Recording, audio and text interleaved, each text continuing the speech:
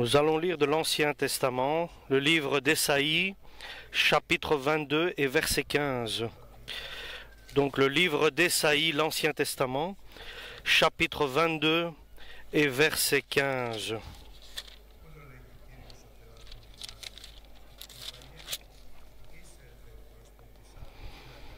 Voici ce que le Seigneur, le Dieu de l'univers, m'a dit.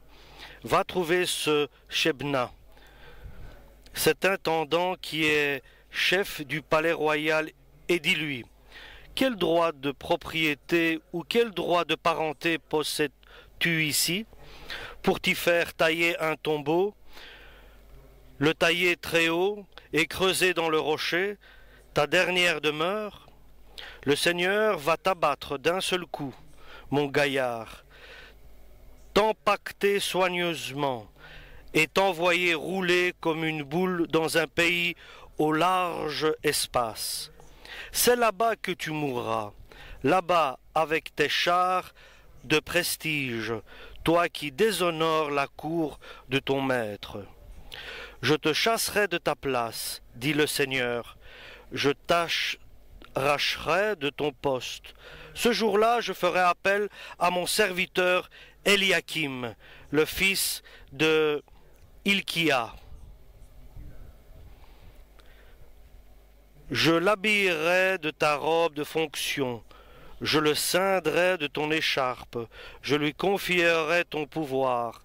Il sera un père pour les gens de Jérusalem et le royaume de Juda.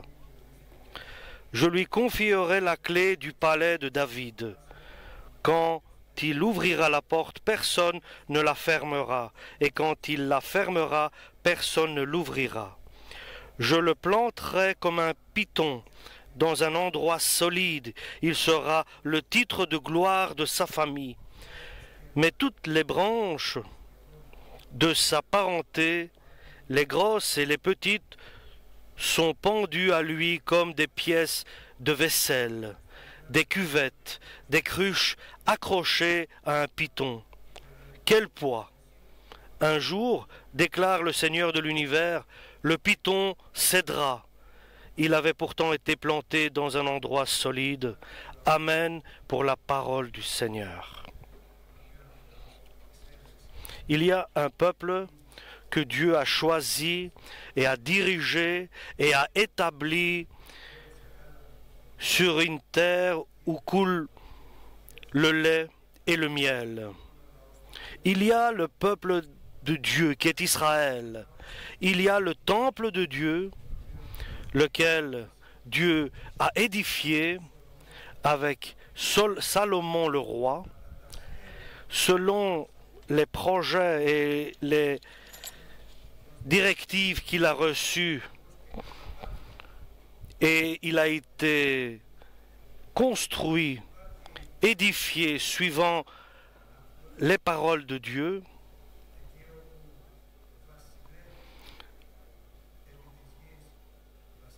Et là, nous savons qu'il y a eu un roi nommé Saül et puis un roi nommé David. Et au-dessus de tout cela, il y a un Tout-Puissant qui observe, qui est Dieu. Il parle à son peuple par des prophéties. Et c'est à lui que revient, à Dieu, d'observer tous ceux séparément, personnellement, où qu'ils soient, selon que Dieu l'a établi. Et le regard de Dieu tombe sur Samna. Samna est quelqu'un de Dieu. Il est un intendant aux bâtiments royaux. Il est aussi intendant, directeur, je peux dire, de ce qui est l'économie. Comme ministre, nous pouvons dire. Et nous savons que Joseph, lorsqu'il était en Égypte, il a été établi responsable de la maison de son maître Pétéphri. Et la bonté de Dieu et la bienveillance de Dieu au sujet de Joseph a été claire et révélateur de ce qu'il était bien aimé de Dieu, car Dieu a permis qu'il devienne l'intendant de Pétéphri, qui était un riche Égyptien. Et Joseph a été établi intendant à la maison de Pétéphri, ainsi que Semna, un personnage qui a trouvé grâce aux yeux de Dieu, a été établi intendant aux bâtiments royaux du peuple de Dieu, du peuple d'Israël. Et cela signifie que tout ce qui existait dans ces bâtiments, dans ces palais, il pouvait gérer tout cela. Mais bien sûr, ça ne lui appartenait pas. Tout cela appartenait au roi, mais c'est lui qui était responsable de gérer ces bâtiments royaux, ces palais royaux. Et c'est lui qui s'occupait de tout cela, pour la gloire du roi, pour l'intérêt du roi, et avec une grande attention, il accomplissait le travail que Dieu lui avait confié. Et Dieu observe. Et qu'est-ce qu'il discerne? Il constate que Somna a bien commencé, comme Saül, qui était le roi d'Israël, dont Dieu l'avait établi en Israël. Et Somna a bien commencé, c'est pour cela qu'il a trouvé grâce aux yeux de Dieu. Il a été établi intendant des bâtiments royaux et il voit son cœur. Il voit que le cœur de Semna s'est métamorphosé. Et ça, c'est le message. Il y a une métamorphose pour être béni vers la bénédiction et il y a une métamorphose vers la malédiction. Et c'est pour cela que Dieu dit, donne-moi mon enfant, ton cœur à moi, parce que de ton cœur proviennent toute ta destinée de ta vie. Et Somna était quelqu'un de choisi, d'élu et bien-aimé de Dieu. Mais, puisqu'il a reçu le pouvoir d'en haut, dans les palais royaux, son cœur s'est gonflé, s'est enflé.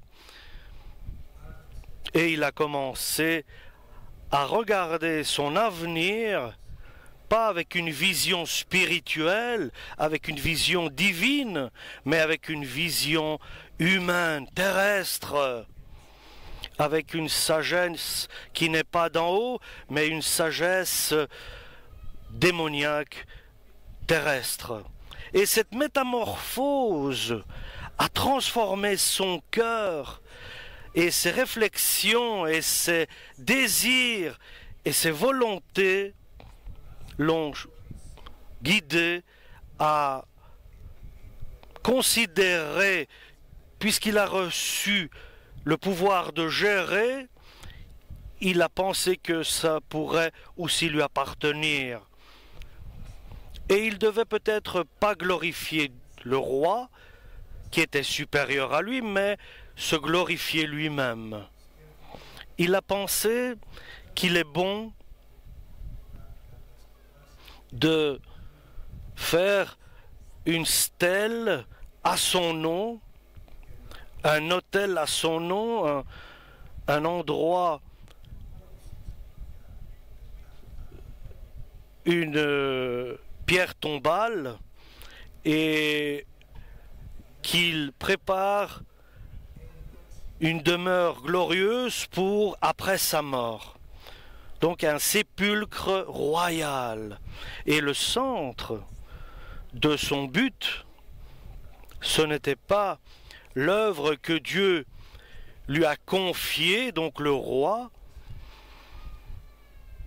mais le centre de son but et de sa volonté, il a utilisé la grâce de Dieu, la bonté de Dieu, la bénédiction de Dieu. Le centre de sa volonté, de son but, était sa personnalité, était son ego, était sa famille, était sa personne. Il a considéré qu'il a réussi, puisqu'il est devenu intendant au palais du roi, et il a arrêté de dire que c'est Dieu qui a tout fait dans ma vie, et comme conséquence, il a pensé à lui-même, à devenir égoïste, à sa gloire personnelle, à son élévation personnelle. Et à sa gloire personnelle. Et cette personne-là, et là, Dieu, cela ne lui plaît pas. Cela ne plaît pas au Tout-Puissant. Et la métamorphose qui s'est faite en lui, qui s'est transformée, ses réflexions ont changé, et comme conséquence, une métamorphose, il y a eu une rupture entre Dieu et lui.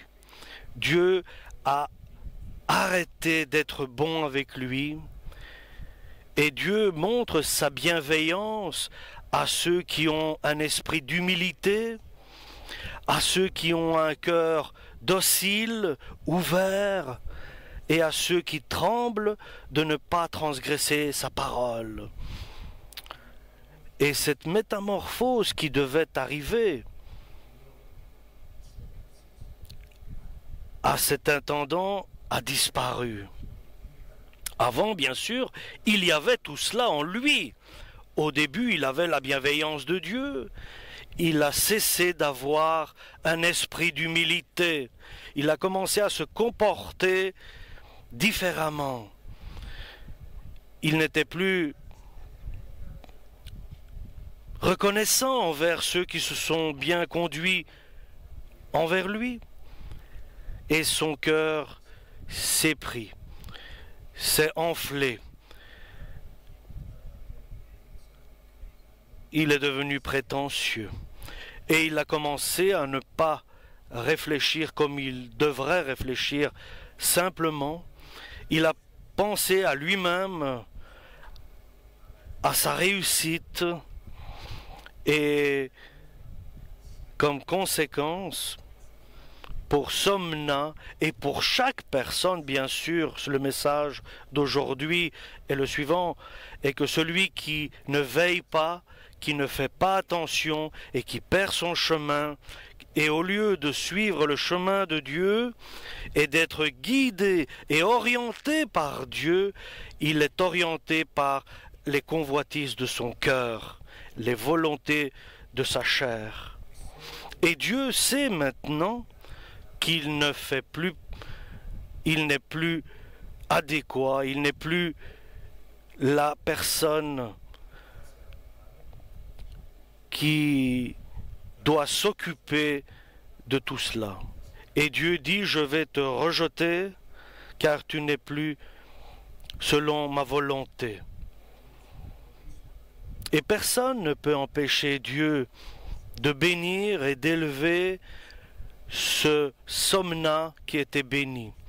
Personne ne peut de même empêcher Dieu de démolir, de chasser celui qui est prétentieux et qui est orgueilleux.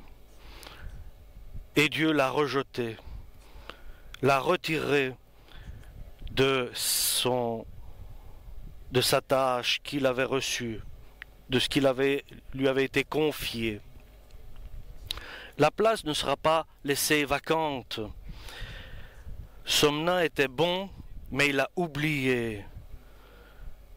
Dieu trouvera quelqu'un d'autre qui sera meilleur, et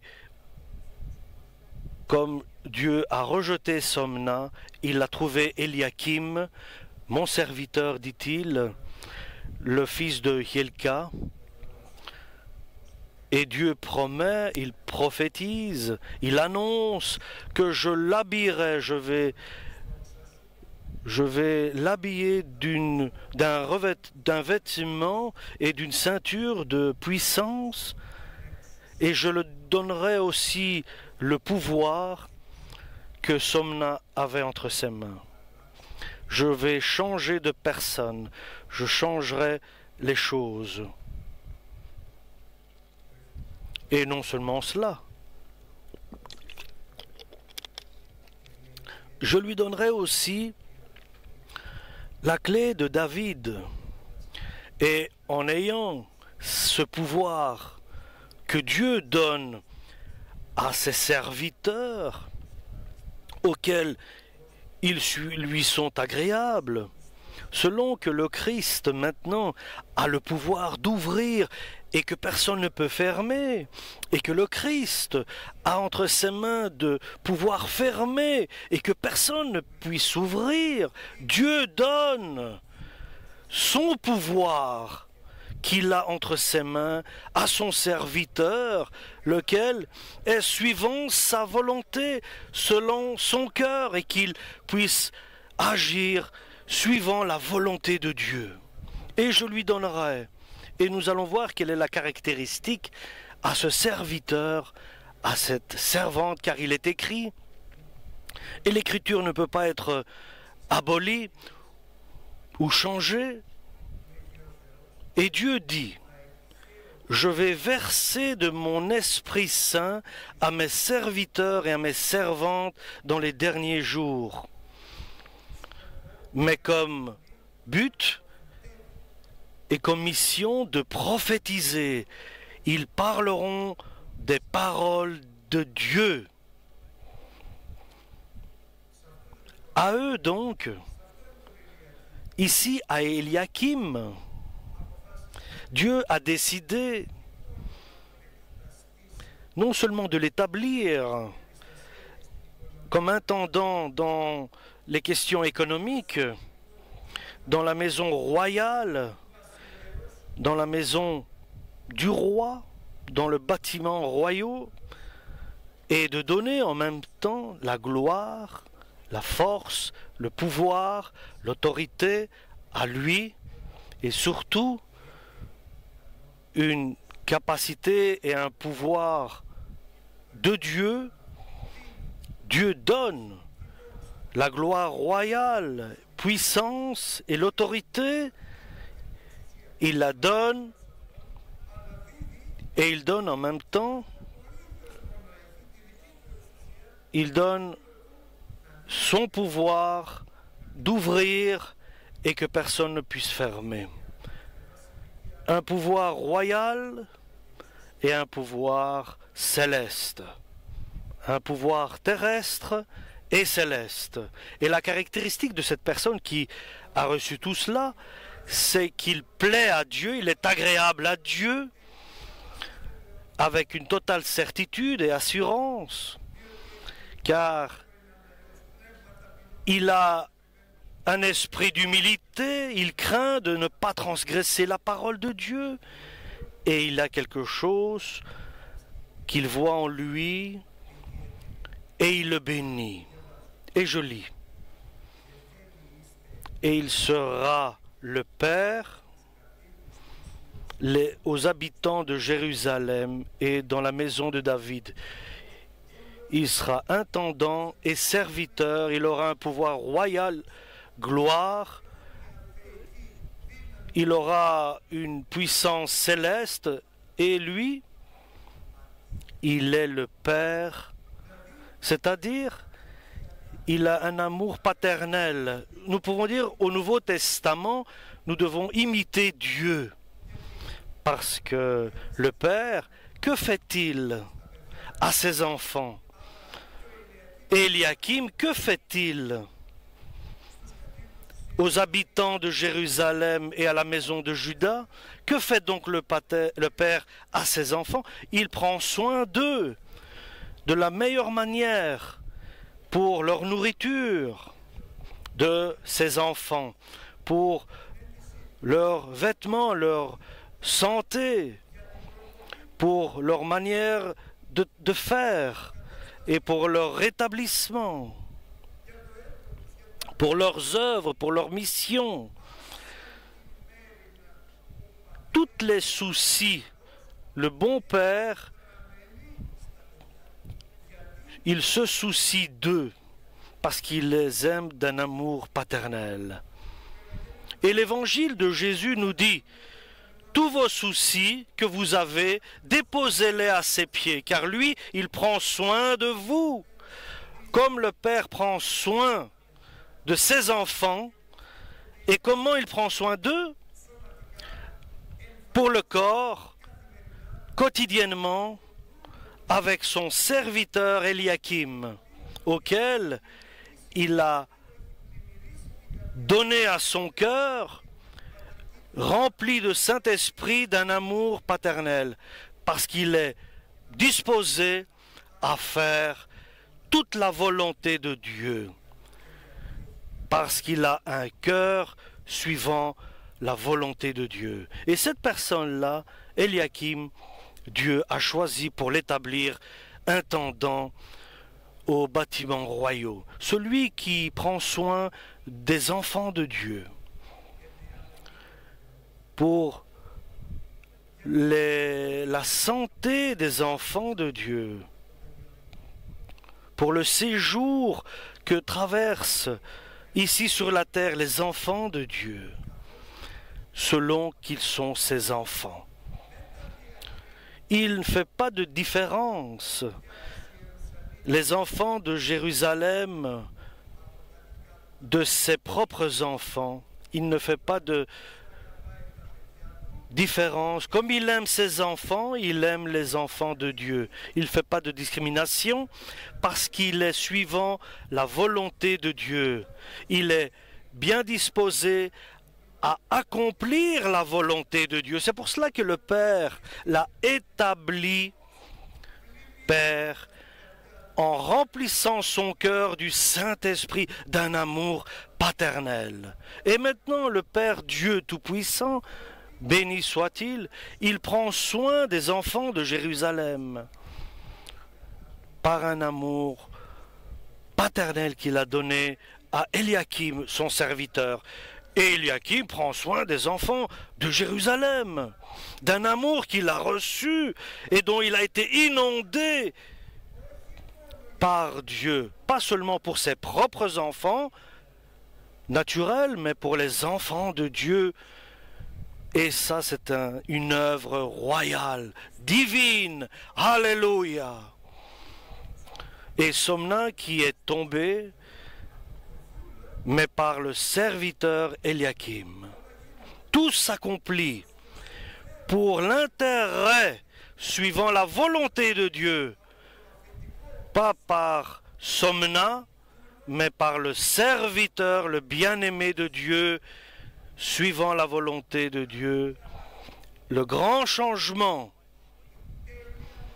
une métamorphose absolue, qui est possible de se faire à mes serviteurs, dit Dieu, et à mes servantes, pour qu'ils puissent prophétiser, pour qu'ils puissent annoncer et accomplir, suivant la volonté de Dieu, qui vient d'abord par le Saint-Esprit et dans des cœurs suivant la volonté de Dieu, dans des personnes qui acceptent, volontaires, qui sont humbles, qui sont prêts à faire la volonté de Dieu.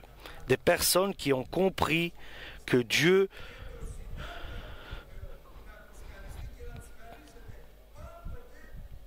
est content de faire avec eux le bien. Ils sont des serviteurs, ils collaborent avec eux. Et ce qui plaît à Dieu et qui doit être fait en moi-même, c'est que je cherche quotidiennement un esprit d'humilité et que je tremble pour ne pas transgresser sa parole et que je plaise à Dieu, que je lui sois agréable et qu'il me transforme et que je sois inondé, rempli de l'amour paternel de Dieu. C'est à lui que Dieu prend plaisir, c'est avec lui qu'il collabore, c'est par lui qu'il est glorifié, c'est par lui que son royaume est élevé. Et un serviteur pareil et des servantes, Dieu cherche à trouver qu'ils soient transformés parce qu'ils ne sont pas prêts et Dieu veut les transformer. Amen pour la parole du Seigneur. Alléluia.